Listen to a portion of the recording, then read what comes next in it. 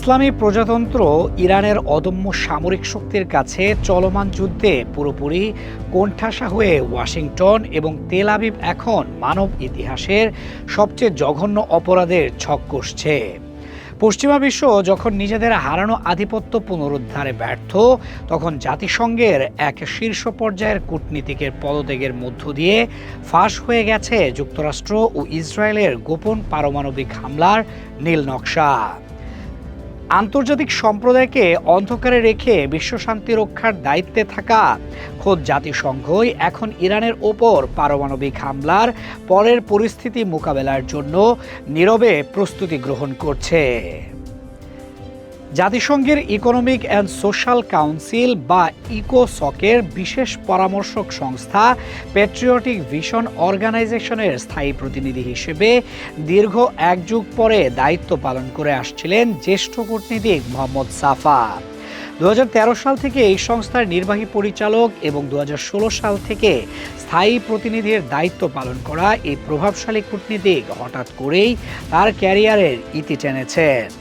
সামাজিক যোগাযোগ মাধ্যম এক্সে দেওয়া এক প্রকাশ্য পদত্যাগপত্রে তিনি বিশ্ববাসীকে জানিয়েছেন এক ভয়ঙ্কর সত্য। তার দেওয়া সুনির্দিষ্ট তথ্য থেকে জানা যায়, ইরানকে সম্মুখ সমরে হারাতে না পেরে পশ্চিমা শক্তি দেশটিতে পারমাণবিক বোমা নিক্ষেপের প্রস্তুতি নিচ্ছে। আর জাতিসংঘ এই হত্যাযজ্ঞ থামানোর কোনো উদ্যোগ নেওয়ার বদলে হামলা পরবর্তী ধ্বংসযজ্ঞ সামাল দেওয়ার ফাইল প্রস্তুত করছে। মোহাম্মদ সাফার এই পদত্যাগ সাধারণ কোনো রুটিন মাফিক ঘটনা নয়। তিনি অত্যন্ত কড়া ভাষায় জানিয়েছেন, মানবতার বিরুদ্ধে হতে যাওয়া এই চরম আন্তর্জাতিক অপরাধের নীরব সাক্ষী হয়ে থাকা তার পক্ষে আর কোনোভাবেই সম্ভব নয়। ইরানের রাজধানী তেহরান প্রায় 1 কোটি মানুষের বাসস্থান। সেখানে কোটি কোটি মানুষের পাশাপাশি বিপুল সংখ্যক প্রাণীরও বসবাস রয়েছে। তেহরানের বুকে যদি একটি পারমাণবিক আঘাত হানা হয়, তবে তা কেবল একটি নির্দিষ্ট ভূখণ্ডকে ধ্বংস করবে না, বরং সমগ্র পৃথিবীতে এক অবর্ণনীয় বিপর্যয় ডেকে আনবে।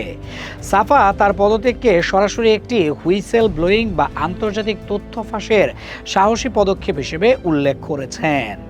তিনি বিশ্বকে সতর্ক করে জানিয়েছেন, নিউক্লিয়ার উইন্টার বা পারমাণবিক শীত নেমে আসার আগেই এই ভয়াবহ পশ্চিমা পরিকল্পনা রুখে দিতে হবে। জাতিসংঘের ভেতরের বর্তমান পরিবেশ অত্যন্ত দম বন্ধ করা এবং পুরোপুরি পশ্চিমা শক্তির নিয়ন্ত্রণে পরিচালিত হচ্ছে।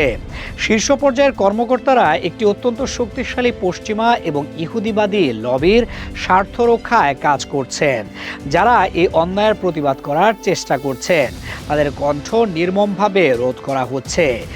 মোহাম্মদ সাফা প্রকাশ্যে অভিযোগ করেছেন, এই শক্তিশালী লবির বিরুদ্ধে অবস্থান নেওয়ায় 2023 সালের অক্টোবরের পর থেকে তিনি এবং তার পরিবার লাগাতার মৃত্যুর হুমকি পেয়ে আসছিলেন।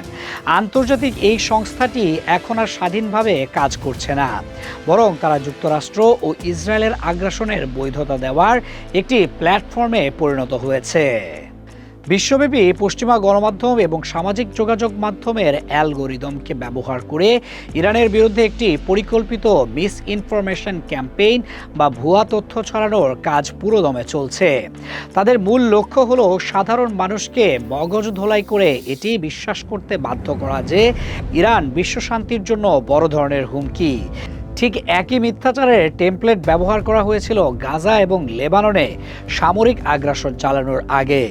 জাতিসংঘের শীর্ষ নেতৃত্ব গাজায় চলমান হত্যাযজ্ঞকে সরাসরি গণহত্যা এবং লেবাননের উপর হামলাকে যুদ্ধাপরাধ বলতে প্রকাশ্যেই অস্বীকৃতি জানাচ্ছে। এখন সেই একই পশ্চিমা শক্তি আন্তর্জাতিক আইনের চরম লঙ্ঘন করে ইরানের ওপর পারমাণবিক হামলার পটভূমি তৈরি করছে এবং বিশ্ববাসীর চোখের সামনে নির্লজ্জভাবে মিথ্যাচার করে যাচ্ছে। পারমাণবিক হামলার এই গুঞ্জন যে নিছক কোনো ফাঁকা আওয়াজ নয়, তা বিশ্ব স্বাস্থ্য সংস্থা বা WHO এর কার্যক্রমেও অত্যন্ত গভীরভাবে স্পষ্ট হয়ে উঠেছে। বিশ্ব স্বাস্থ্য সংস্থার পূর্ব ভূমধ্যসাগরীয় অঞ্চলের আঞ্চলিক পরিচালক হানান বালখি সম্প্রতি এক সাক্ষাৎকারে অত্যন্ত উদ্বেগজনক তথ্য প্রকাশ করেছেন। তিনি নিশ্চিত করেছেন তার সংস্থাও এই চরম বিপর্যয়ের জন্য আগাম প্রস্তুতি নিচ্ছে। বালখির মতে, বর্তমান পরিস্থিতিতে সবচেয়ে খারাপ পরিণতি হবে একটি পারমাণবিক ঘটনা এবং এটি নিয়েই তারা সবচেয়ে বেশি চিন্তিত।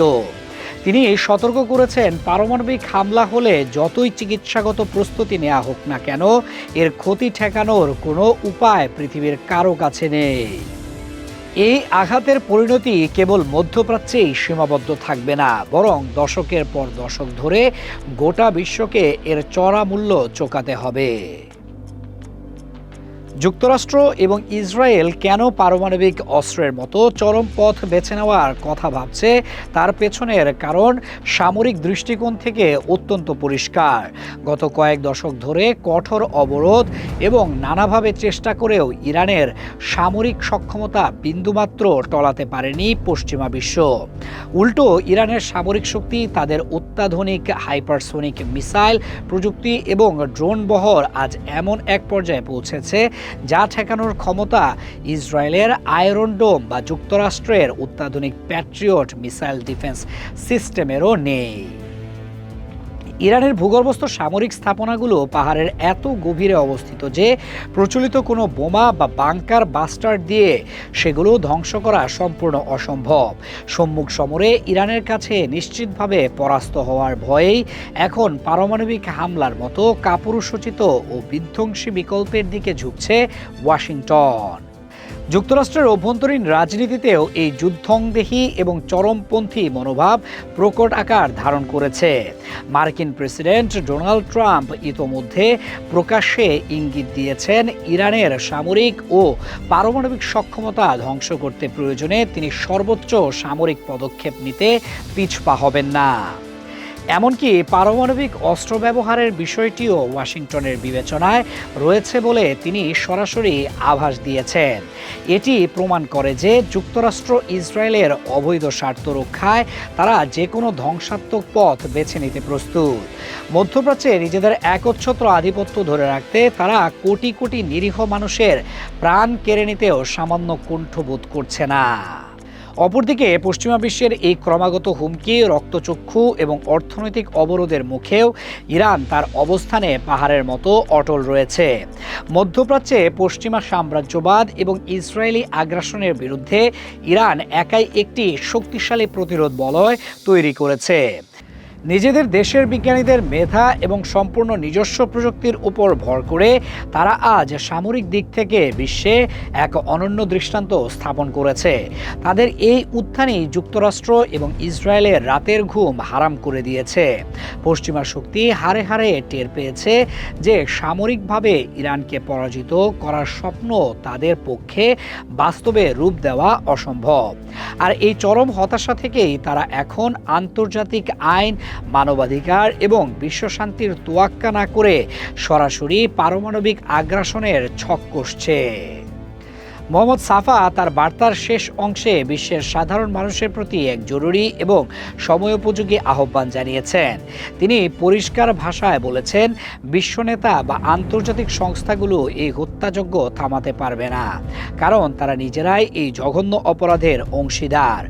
একমাত্র সাধারণ মানুষই পারে এই পশ্চিমা পারমাণবিক উন্মাদনা রুখে দিতে। তিনি গ্লোবাল সিটিজেন বা বিশ্ববাসীকে রাস্তায় নেমে আসার এবং মানবতা ও ভবিষ্যৎ প্রজন্মের সুরক্ষার জন্য তীব্র প্রতিবাদ গড়ে তোলার আহ্বান জানিয়েছেন।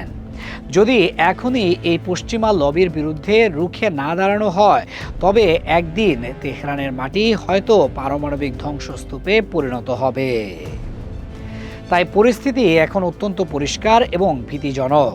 যুক্তরাষ্ট্র ও ইসরায়েল নিজেদের সামরিক পরাজয় ঢাকতে এবং মধ্যপ্রাচ্যে হারানো আধিপত্য ফিরে পেতে পারমাণবিক অস্ত্রের মতো বিধ্বংসী পথ বেছে নিতে চাইছে।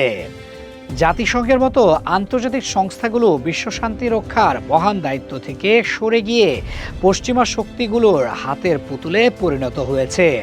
শীর্ষ কূটনীতিকের তথ্য ফাঁসের এই ঘটনা বুঝিয়ে দিল পর্দার আড়ালে কতটা জঘন্য এবং অমানবিক পরিকল্পনা চলছে। এখন বিশ্ব সম্প্রদায় এবং সাধারণ মানুষকে সিদ্ধান্ত নিতে হবে, তারা কি চুপ থেকে এই পারমাণবিক আগ্রাসনের নীরব দর্শক হবে, নাকি পশ্চিমা সাম্রাজ্যবাদের এই ধ্বংসাত্মক খাড়গ রুখে দিবে।